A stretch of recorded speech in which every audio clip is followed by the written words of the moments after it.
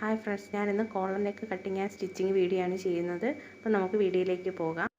First shoulder cover ചെയ്തെടുക്കാനായിട്ട് front പീസിൻ്റെ നല്ല വശവും ബാക്ക് പീസിൻ്റെ നല്ല വശവും കൂടി ചേർത്ത് വെച്ച് സ്റ്റിച്ച് ചെയ്തെടുക്കാം. ബാക്ക് പീസ് ലൈനിങ് ഇടാതെയാണ് സ്റ്റിച്ച് ചെയ്തെടുക്കേണ്ടത്. അതിനുശേഷം ഫ്രണ്ട് പീസിൻ്റെ ചീത്ത വശത്തേക്ക് ലൈനിങ് വെച്ചിട്ട് ഒന്ന് സ്റ്റിച്ച് ചെയ്തെടുക്കണം. എന്നിട്ട് അത് ബാക്കിലേക്ക് തിരിച്ചിടാം. അപ്പോൾ ഷോൾഡർ കവർ ചെയ്ത് വന്നിട്ടുണ്ട്. ഇനി നെക്കിൻ്റെ ബാക്ക് പാർട്ട് മാത്രം ഒന്ന് പതിച്ച് സ്റ്റിച്ച് ചെയ്തെടുക്കണം.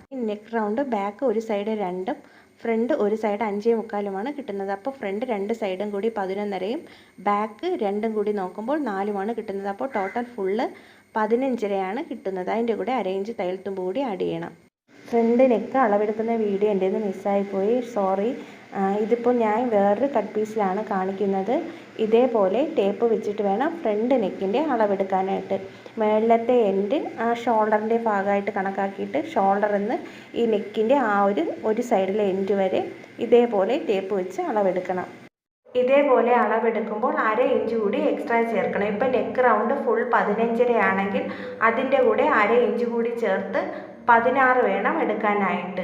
ഇനി കോളർ അളവെടുത്ത് കട്ട് ചെയ്യാനായിട്ട് ഡയറക്റ്റ് ക്യാൻവാസിൽ തന്നെ കട്ട് ചെയ്യാതെ ഇതേപോലെ കട്ടി കുറഞ്ഞ ഏതെങ്കിലും ഒരു കാർഡ്ബോർഡ് എടുത്ത് 2ആയിട്ട് ഫോൾഡ് ചെയ്ത് വെച്ചിട്ട് നെക്ക് ഇതേപോലെ എടുത്ത് ഒന്ന് മാർക്ക് ചെയ്ത് കൊടുക്കും. ഇതേപോലെ അളവെടുക്കുമ്പോഴും കറക്റ്റ് മെഷർമെൻറ്റ് തന്നെ കിട്ടും. ഇനി ഫസ്റ്റ് എടുത്ത അളവും ഇതും ഒന്നും കറക്റ്റ് ആണോ എന്ന് നോക്കാൻ ഇതേപോലെ ടേപ്പ് വെച്ചിട്ട് ഒന്ന് നോക്കണം. അപ്പോൾ ഒരു സൈഡ് 8 തന്നെ കിട്ടുന്നുണ്ട്. അപ്പോൾ ടോട്ടൽ 16 കിട്ടുന്നുണ്ട്.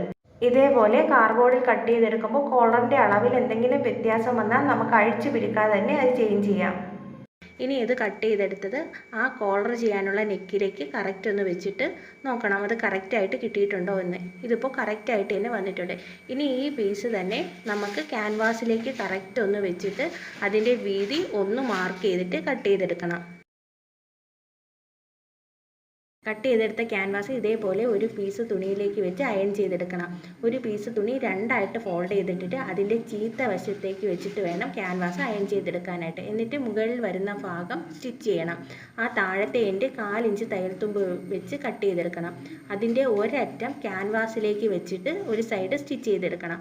മറ്റേ അറ്റം നെക്കിലേക്ക് സ്റ്റിച്ച് ചെയ്യാനായിട്ടാണ്. ഇനി ഇതേപോലെ മറിച്ചിട്ടതിന് ശേഷം നമ്മൾ ആ ക്യാൻവാസിലേക്ക് മടക്കാത്ത ആ എൻഡ് ഇതേപോലെ നെക്കിലേക്ക് ചേർത്ത് വെച്ച് റൗണ്ട് ചെയ്ത് സ്റ്റിച്ച് ചെയ്തെടുക്കണം. ഇതിപ്പോൾ കോളർ നെക്കിൻ്റെ ഒരു സൈഡ് സ്റ്റിച്ച് ചെയ്തെടുത്തിട്ടുണ്ട്. ഇനി ക്യാൻവാസ് ഇരിക്കുന്ന പീസ് അകത്തേക്ക് ഫോൾഡ് ചെയ്ത് വെച്ചിട്ട് സ്റ്റിച്ച് ചെയ്തെടുക്കണം.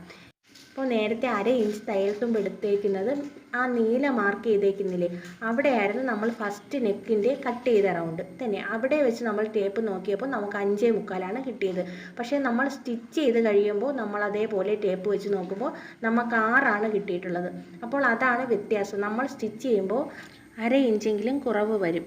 തയ്യൽ തുമ്പിനകത്തേക്ക് കയറുമ്പോൾ ആ 1/2 ഇഞ്ചാണ് എക്സ്ട്രാ എടുക്കണമെന്ന് പറഞ്ഞത്. ഇല്ലെങ്കിൽ നമ്മുടെ കോളർ സ്റ്റിച്ച് ചെയ്ത് വരുമ്പോൾ ഒരിക്കലും ശരിയായി കിട്ടത്തില്ല.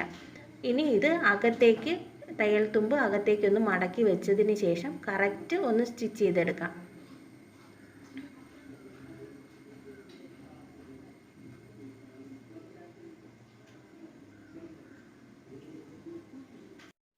ഇനി അകവശം ഇതേപോലെ തന്നെ സ്റ്റിച്ച് ചെയ്തെടുക്കണം. കോളർ കറക്റ്റ് സ്റ്റിച്ച് ചെയ്തെടുത്തിട്ടുണ്ട്. എൻ്റെ വീഡിയോ എല്ലാവർക്കും ഇഷ്ടമായെന്ന് കരുതുന്നു. വീഡിയോ ഇഷ്ടമായ ലൈക്ക് ചെയ്യാനും സബ്സ്ക്രൈബ് ചെയ്യാനും ഷെയർ ചെയ്യാനും മറക്കരുത്. Thank you.